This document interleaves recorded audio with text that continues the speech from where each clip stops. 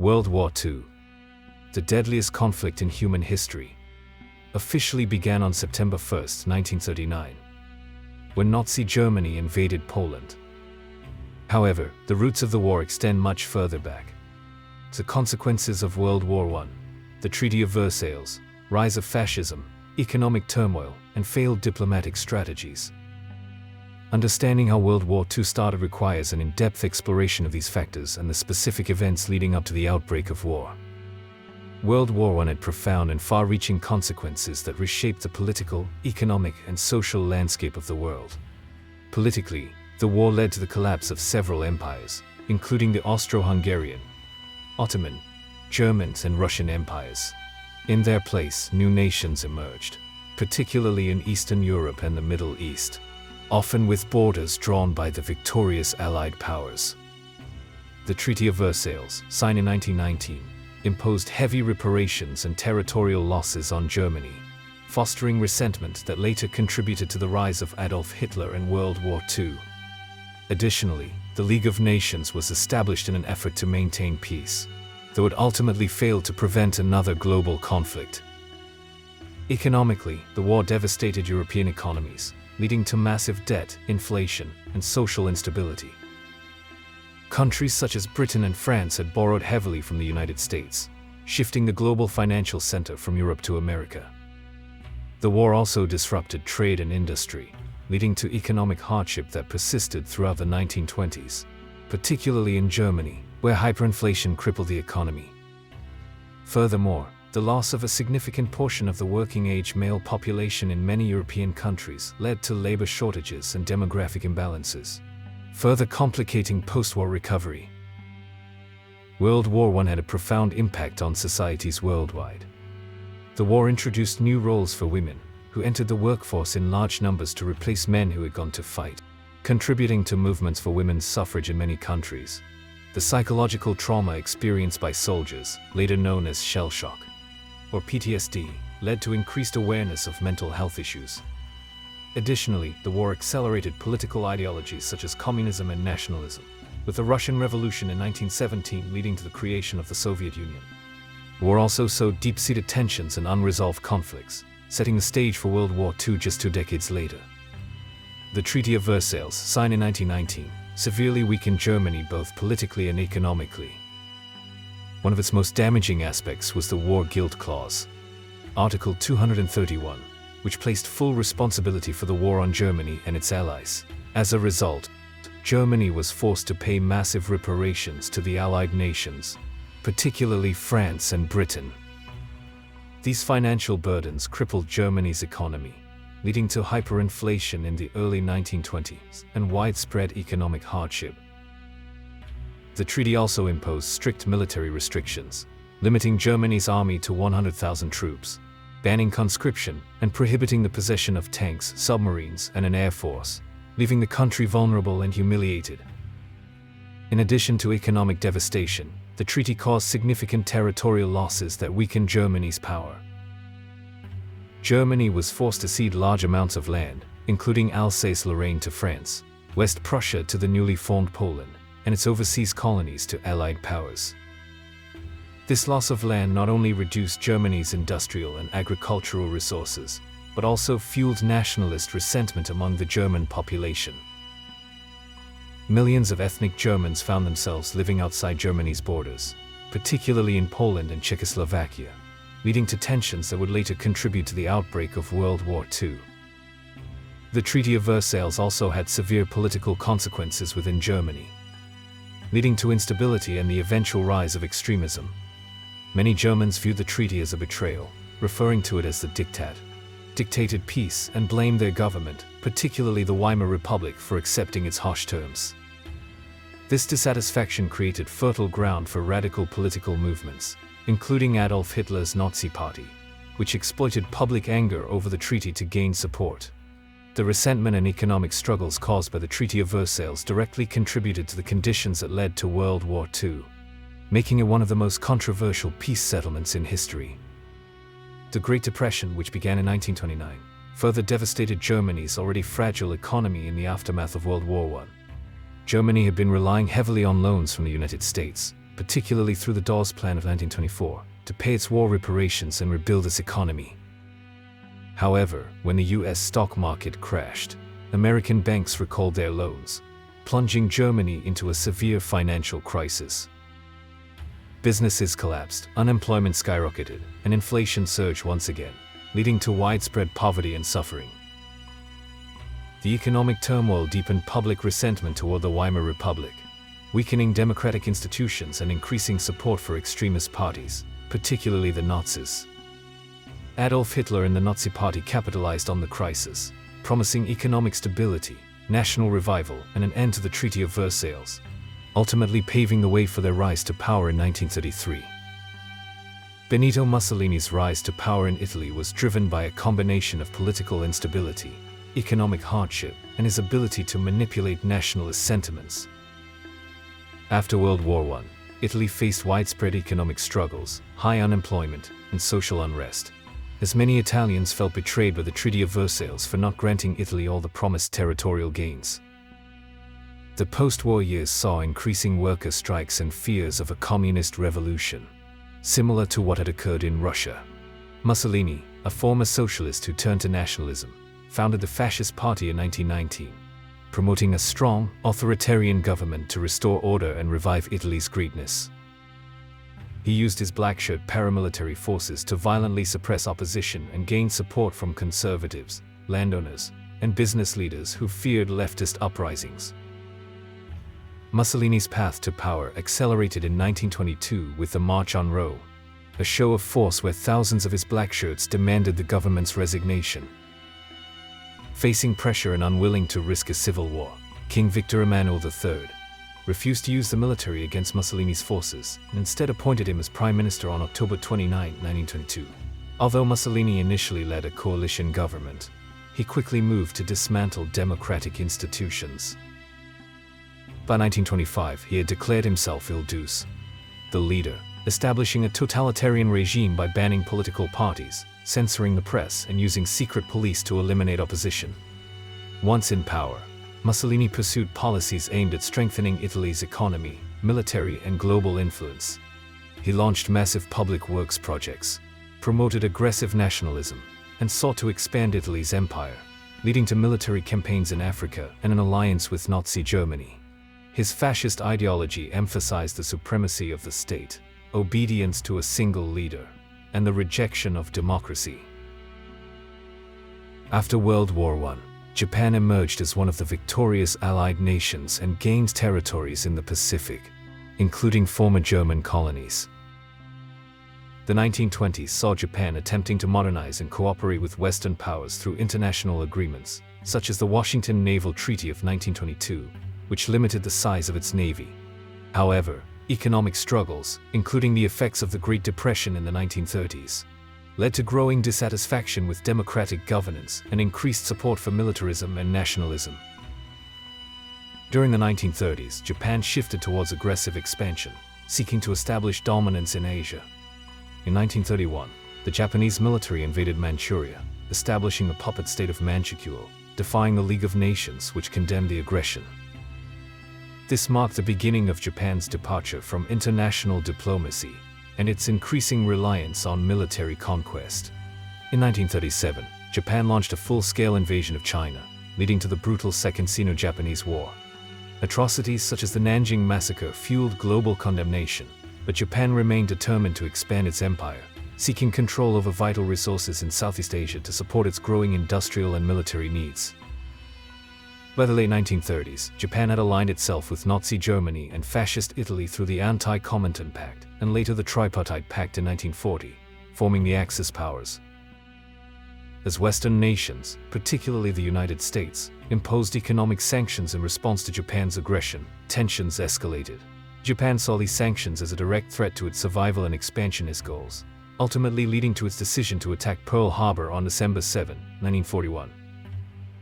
Hitler became Chancellor of Germany in 1933 and quickly consolidated power, establishing a totalitarian regime.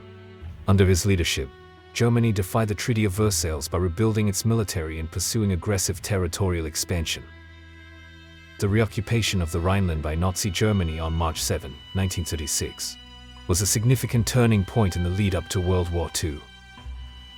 Under the Treaty of Versailles and the Locarno Pact in 1925, Germany was prohibited from militarizing the Rhineland, a strategically important region bordering France, Belgium, and the Netherlands. However, Adolf Hitler saw this restriction as an unfair limitation on German sovereignty, and a humiliation that needed to be reversed. Taking advantage of the political instability in Europe, particularly the focus on the Italian invasion of Ethiopia and the reluctance of Britain and France to confront Germany, Hitler ordered German troops to march into the Rhineland, violating international agreements. The reoccupation was a major gamble for Hitler, as Germany's military was still relatively weak, and he had instructed his troops to retreat if France or Britain responded with force. However, despite clear treaty violations, neither France nor Britain took military action. France, dealing with internal political turmoil and hesitant to act without British support, chose diplomacy over confrontation. Britain, sympathetic to Germany's grievances and following a policy of appeasement, saw the move as a justified action within German borders. As a result, Hitler's bold move went unchallenged, emboldening him and strengthening his confidence in future expansionist policies. The successful remilitarization of the Rhineland had profound consequences for Europe. It significantly shifted the balance of power in Germany's favor, allowing Hitler to fortify the region and prepare for future military campaigns. It also exposed the weaknesses of the League of Nations and the unwillingness of Britain and France to enforce treaties, encouraging further German aggression. The lack of resistance to Hitler's actions reinforced his belief that the Allies would not stop him, ultimately leading to more aggressive moves, such as the annexation of Austria in 1938 and the occupation of Czechoslovakia. The Rhineland reoccupation was a crucial step in Nazi Germany's path toward World War II. The annexation of Austria by Nazi Germany, known as the Anschluss, took place on March 12, 1938, and marked a significant step in Adolf Hitler's expansionist ambitions. Hitler, who was born in Austria, had long advocated for the unification of Austria and Germany, arguing that all German-speaking people should be united under one Reich. After years of political pressure and Nazi influence in Austria, Hitler saw an opportunity to act when Austrian Chancellor Kurt Schuschnigg announced a referendum to let the Austrian people decide on unification. Fearing a potential defeat, Hitler demanded that the vote be cancelled and pressured Schuschnigg to resign. Under immense pressure, Schuschnigg stepped down, and pro-Nazi Austrian officials took control, inviting German troops to enter the country. German troops marched into Austria without resistance, and Hitler himself arrived in Vienna to a massive, enthusiastic reception. The Nazi regime quickly took control, arresting political opponents, persecuting Austrian Jews, and fully integrating Austria into the German Reich. A month later, on April 10, 1938, a controlled referendum was held under Nazi supervision, in which over 99% of the population allegedly voted in favor of annexation, though the results were heavily manipulated. The Anschluss was a clear violation of the Treaty of Versailles and the Treaty of Saint-Germain, both of which prohibited Austria from uniting with Germany. However, Britain and France, following a policy of appeasement and wary of another war, did not intervene. The successful annexation of Austria had major consequences for Europe. It strengthened Germany militarily and economically by providing access to Austria's resources, workforce, and strategic position in Central Europe. It also emboldened Hitler, reinforcing his belief that Britain and France would not stop his expansionist plans. The lack of international response to the Anschluss encouraged further aggression, leading to Hitler's next move, the demand for the Sudetenland in Czechoslovakia later in 1938. The annexation of Austria was a key event that paved the way for the outbreak of World War II just a year later. The Munich Agreement and the Sudetenland Crisis of 1938 were key events in the lead-up to World War II, showcasing the policy of appeasement pursued by Britain and France in an attempt to avoid conflict with Nazi Germany. The crisis centered around the Sudetenland, a region of Czechoslovakia with a large ethnic German population. Adolf Hitler demanded that this territory be handed over to Germany, claiming that ethnic Germans there were being mistreated. The Czechoslovak government, backed by a military alliance with France and the Soviet Union, initially refused. However, as tensions escalated and Hitler threatened war, Britain and France sought a diplomatic solution rather than risk military confrontation. In September 1938, British Prime Minister Neville Chamberlain, French Premier Édouard Daladier, Italian dictator Benito Mussolini, and Hitler met in Munich, Germany, to negotiate a resolution. Czechoslovakia was not invited to the talks. On September 30, 1938, the Munich Agreement was signed, granting Germany control of the Sudetenland in exchange for Hitler's promise that this would be his last territorial demand in Europe. Chamberlain famously returned to Britain, declaring that the agreement had secured peace for our time. However, Czechoslovakia, left defenseless without its key border defenses in the Sudetenland, was forced to comply, feeling betrayed by its allies. The Munich Agreement ultimately failed to prevent war and instead emboldened Hitler. Just 6 months later, in March 1939, Germany violated the agreement by invading and occupying the rest of Czechoslovakia, proving that Hitler had no intention of stopping his territorial expansion. The failure of appeasement became clear, and Britain and France realized that further concessions would only encourage more aggression. This shift in policy led to their decision to guarantee Poland's security, making it clear that any future German aggression would lead to war. The Molotov-Ribbentrop Pact, signed on August 23, 1939, was a non-aggression treaty between Nazi Germany and the Soviet Union, which shocked the world given their ideological opposition. The pact was named after the two foreign ministers who negotiated it, Vyacheslav Molotov of the Soviet Union and Joachim von Ribbentrop of Nazi Germany. Throughout the 1930s, Hitler had been openly anti-communist, and the Soviet Union viewed Nazi Germany as a major threat. However, as tensions in Europe escalated, both sides saw strategic benefits in an agreement. Hitler wanted to avoid a two-front war while preparing to invade Poland, and Joseph Stalin saw time to strengthen the Soviet military while securing territorial gains. The key component of the pact was its secret protocol, which outlined the division of Eastern Europe between Germany and the Soviet Union.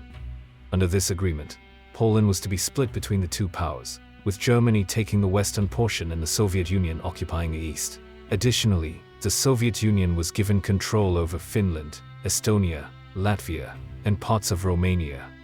This agreement ensured that Germany could invade Poland without fear of Soviet intervention, while Stalin gained influence over territories lost after World War I.